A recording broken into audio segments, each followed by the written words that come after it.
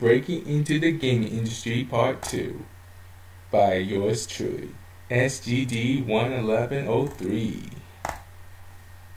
Part 1, Question 1. I want to be a programmer in the gaming industries. People are suggesting that I shouldn't bother with more complex languages like C or C++ and focus instead on languages like ActionScript Flash. Is that a valid path? The answer to that? No. In fact, scripts like C++, Java, HTML5, SS, and CSS3, JavaScript, and SQL are considered to be the best languages for game development. ActionScript, or mostly known as Flash, is mostly used today for multimedia and animation for web-based applications. There are two types of programming. System programming is a standalone application such as a video game to run on your machine. C++ and Java languages are most commonly used for this type, while C# is used for Unity.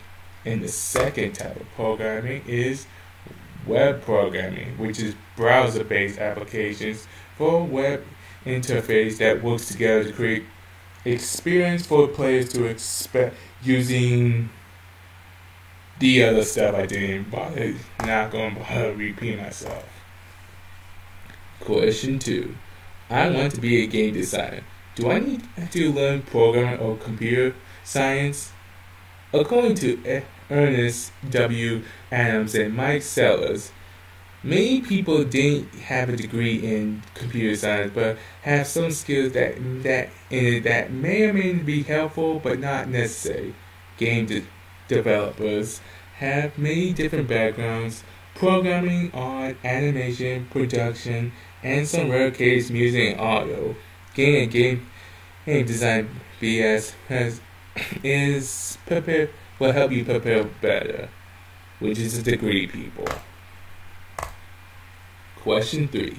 Is it better to be a specialist or a generalist, short-term or long-term? This type of question is always answered as, it depends. Specialists are under threat of software and robots. To elaborate, as we get advanced in technology, they make specialists have a reduced chance of doing one of their jobs to a machine who can do the job faster and more efficiently.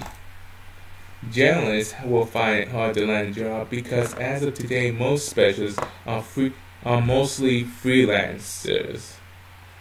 After all, if a freelancer specialist finishes their job, the person who hired them will either send them on their way or find a way to keep them for a longer term. In the end, most people will want a hybrid person or hybrid people who can either do generalizing specialists or specializing generalists.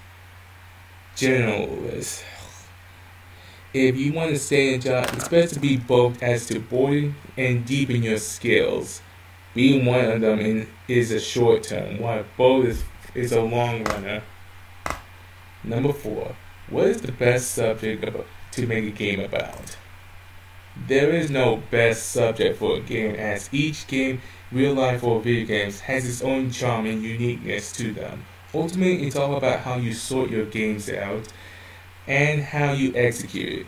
Just go with whatever comes to mind and work from there. Number 5. Where do you get your game ideas? From your imagination, from real life, or just from other games, not just video games. Not everything you make will turn out great. As well as a great idea on paper, its execution is important. There are a lot of bad video game ideas out there that will ruin the point of making those games, to the point that it's better to scrap their game before it hits the shelves. That, and you probably don't want your game up on Watch Mojo's bad video game list. And that's all.